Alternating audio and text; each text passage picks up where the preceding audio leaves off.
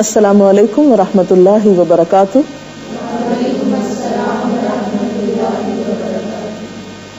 نحمده ونصلي على رسوله الكريم.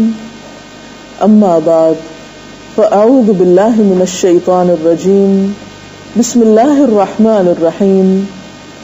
رب اشرح لي صدري ويسر لي امري واحلل عقدة من لساني يفقهوا قولي. ہماری آج کی گفتگو کا موضوع ہے روزہ اور دعا. قرآن پاک میں جہاں روزے کی فرضیت کا حکم آتا ہے اس کے اختتام پر دعا کا ذکر بھی آتا ہے. جیسے روزہ ایک عبادت ہے اسی طرح اللہ تعالیٰ سے دعا کرنا بھی ایک عبادت ہے. بلکہ دعا کے بارے میں تو یہاں تک کہا گیا کہ الدعاء مخ العبادہ، دعا عبادت کا مغز ہے، نچوڑ ہے، تمام عبادات میں سے بہترین عبادت ہے. روزے کے ساتھ ساتھ دعا کے بارے میں قرآن پاک میں کچھ یوں ذکر آتا ہے وَإِذَا سَأَلَكَ عِبَادِي عَنِّي فَإِنِّي قَرِيبٌ أُجِيبُ دَعْوَةَ الدَّاعِ إِذَا دَعَانِ فَلْيَسْتَجِيبُوا لِي وَلْيُؤْمِنُوا بِي لَعَلَّهُمْ يَرْشُدُونَ. اور اے نبی صلی اللہ علیہ وسلم، میرے بندے اگر آپ سے میرے متعلق پوچھیں تو انہیں بتا دیجئے کہ میں ان سے قریب ہی ہوں. پکارنے والا جب مجھے پکارتا ہے میں اس کی پکار سنتا ہوں اور جواب دیتا ہوں. لہٰذا انہیں چاہیے کہ میری دعوت پر لبیک کہیں اور مجھ پر ایمان لائیں. یہ بات آپ انہیں بتا دیجئے شاید کہ وہ راہ راست پا لیں.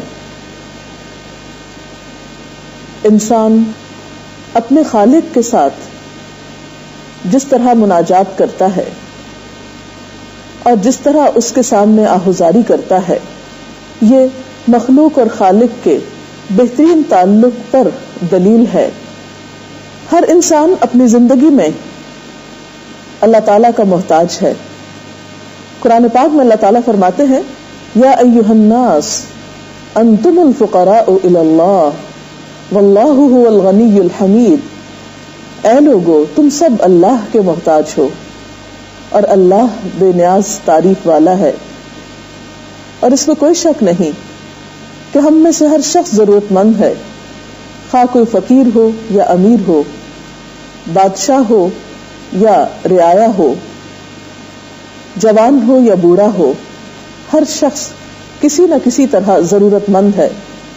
اور انسانوں میں سے ہر انسان چونکہ ضرورت مند ہے اس لیے اس قابل نہیں کہ وہ دوسروں کی ضروریات کو پورا کر سکے. اس کے لیے ایک ایسی ہستی کی ضرورت ہے جو سب کو دینے پر قادر ہو، اور وہ اللہ رب العزت ہی کی ہستی ہو سکتی ہے جس نے ہمیں پیدا کیا اور جو تمام تر ضروریات پوری کرتا ہے. دین اسلام میں دعا کے بارے میں بہت تاکید کی گئی ہے. دعا مانگنے کی فضیلت کے بارے میں کئی ایک احادیث ہمیں ملتی ہیں. آپ صلی اللہ علیہ وسلم نے فرمایا ان الدعاء هو العبادہ، کہ دعا ہی عبادت ہے. اسی طرح ایک اور حدیث میں آتا ہے قال رسول اللہ صلی اللہ علیہ وسلم لیس شیء اکرم علی اللہ من الدعاء، کہ اللہ تعالیٰ کے نزدیک دعا سے زیادہ عظمت والا کوئی عمل نہیں. یعنی ایک شخص جب اللہ رب العزت کے آگے ہاتھ اٹھاتا ہے تو وہ موقع بندے کی عظمت کا ہے اور اللہ تعالیٰ کے نزدیک قرب کا ہے.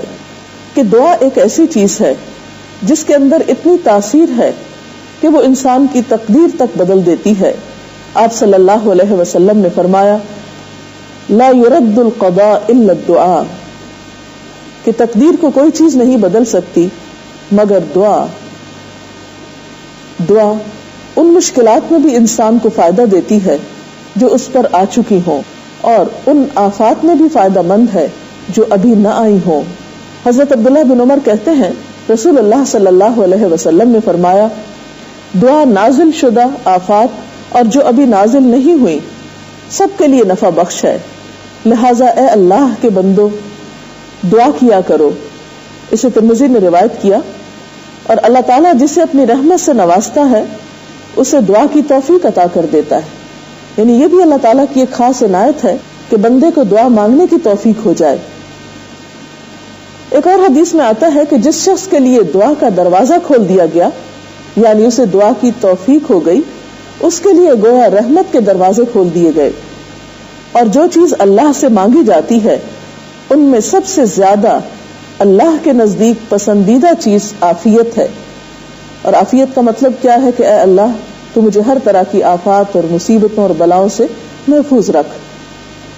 دعا کرنے والے کو اللہ تعالیٰ محروم نہیں کرتے. کسی نہ کسی شکل میں انسان کی دعا ضرور قبول ہوتی ہے، جیسا کہ اس آیت میں بھی فرمایا گیا اجیب دعوت الداعی اذا دعانی، میں بندے کی پکار کا جواب دیتا ہوں جب بھی وہ مجھے پکارتا ہے. یہ الگ بات ہے کہ بعض دعائیں جلد قبول ہو جاتی ہیں، بعض کے بدلے میں آفات ٹال دی جاتی ہیں، اور بعض آخرت کے اجر کے لیے محفوظ کر دی جاتی ہیں. اور آخرت میں انسان جب اپنی دعاؤں کا اجر دیکھے گا تو تمنا کرے گا کہ کاش دنیا میں میری کوئی دعا بھی قبول نہ ہوتی. اسی طرح ایک اور حدیث میں آتا ہے تمہارا رب بڑا حیا کرنے والا اور سخی ہے، جب بندہ اس کے حضور ہاتھ اٹھاتا ہے تو انہیں خالی لوٹاتے ہوئے اسے شرم آتی ہے. یعنی اللہ تعالیٰ اس بات کو پسند نہیں کرتے کہ بندہ اس سے مانگے اور وہ اسے خالی ہاتھ لوٹا دیں. لیکن عام طور پر جب ہمیں یہ احساس ہوتا ہے کہ ہماری دعا قبول نہیں ہوتی تو یہ ایک شیطانی وسوسہ بھی ہوتا ہے.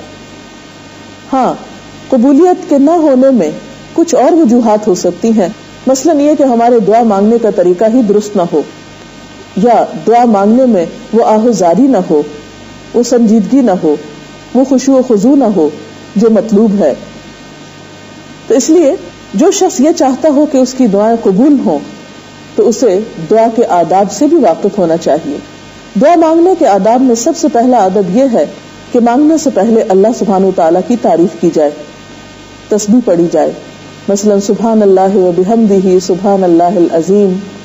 اسی طرح اللہ تعالیٰ کی حمد و ثنا کے کوئی بھی کلمات، پھر حضور صلی اللہ علیہ وسلم پر درود شریف بھیجا جائے، کیونکہ جس دعا کے شروع اور آخر میں درود شریف پڑھا جاتا ہے وہ دعا رد نہیں ہوتی.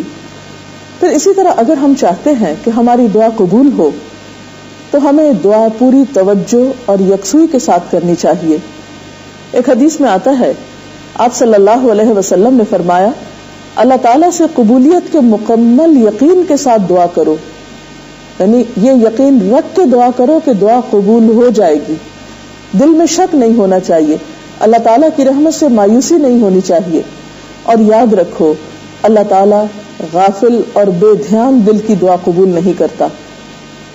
یعنی اگر دعا قبول نہیں ہوتی تو اس میں خود ہمارا اپنا ہی قصور ہو سکتا ہے، اور ہمیں معلوم ہونا چاہیے کہ کیا ہم دعا کے آداب کو ملحوظ رکھتے ہوئے دعا کر رہے ہیں یا دعا محض ایک دعائی ہے اور چند الفاظ ہی ہیں.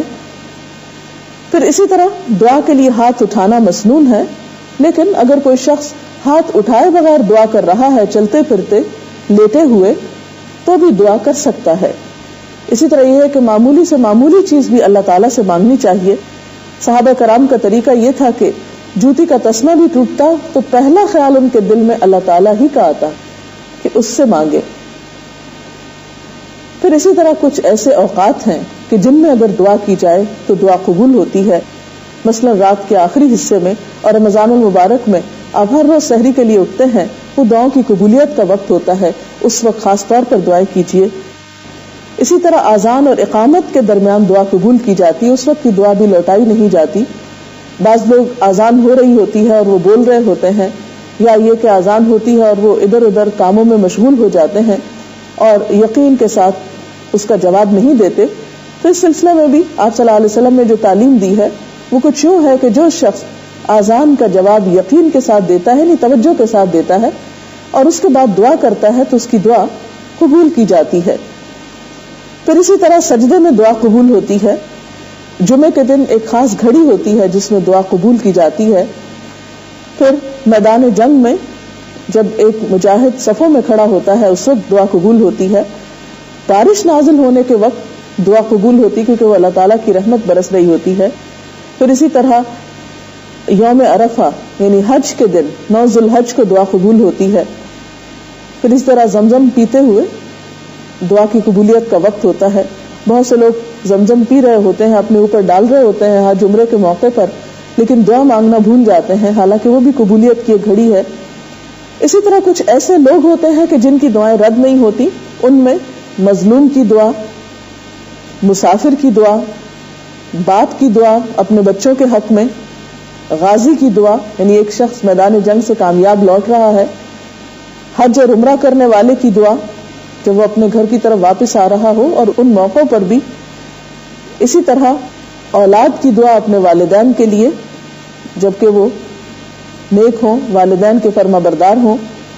پھر اسی طرح خوشحالی اور فراغ میں دعا کرنے والے کی تنگی اور مصیبت کے وقت دعا قبول ہوتی، یعنی وہ شخص جو خوشی کے وقت، آرام کے وقت، کسی پریشانی کے بغیر اللہ تعالیٰ سے تعلق رکھتا ہے، دعائیں کرتا رہتا ہے، تو ایسے شخص پر جب کوئی مشکل آتی ہے اور اس وقت وہ دعا کرتا ہے تو اس کی دعا بھی لوٹائی نہیں جاتی۔ ورنہ وہ شخص جو صرف مشکل وقت میں اللہ تعالیٰ کو پکارے تو فرشتے اس کی جب دعا سنتے ہیں تو کہتے ہیں کہ اجنبی سی آواز معلوم ہوتی ہے، اس سے پہلے تو اس نے کبھی اپنے رب کو یاد نہیں کیا تھا۔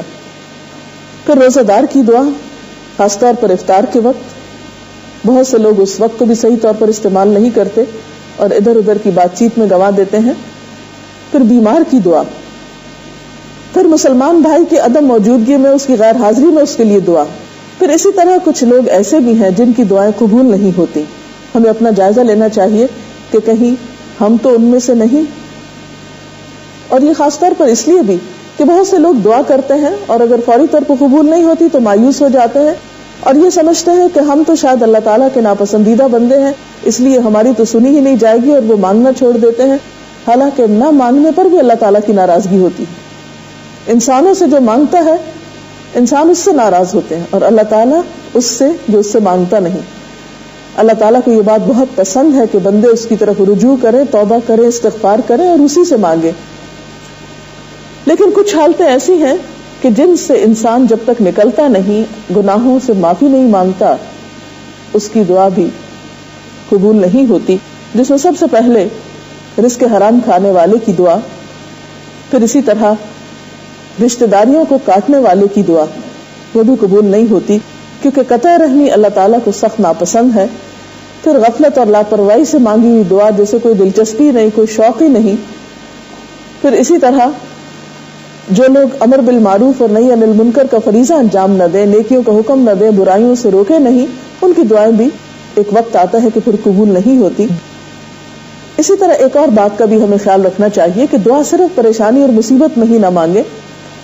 پھر یہ کہ دعا مانگنے کے لیے کسی خاص عمر کی کوئی قید نہیں کہ آپ بڑھاپے میں دعائیں مانگیں، اور اگر آپ بچے ہیں یا جوان ہیں تو آپ سوچیں کہ ابھی تو میرے مانگنے کے دن نہیں، یا یہ کہ اگر آپ کے پاس اپنی ضرورت کی سب چیزیں موجود ہیں تو آپ سوچیں اور کیا مانگنا ہے۔ نہیں، ابھی ہمارے سامنے ایک بہت بڑا امتحان ہے آخرت کا، آخرت کے لیے دعائیں مانگنی چاہیے اگر دنیا میں فوری طور پر کوئی ایسی مشکل یا کوئی ایسی ضرورت آپ کے سامنے نہیں۔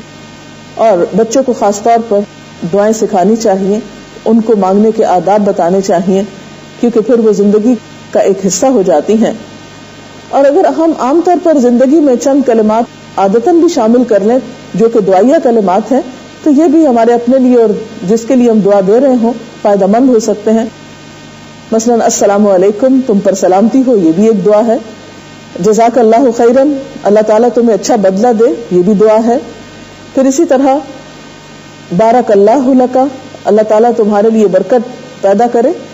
تو گویا بہت سے کلمات ایسے ہیں جو بذات خود ایک دعا ہیں، اسلامی اخلاق اور ادب کا حصہ ہیں۔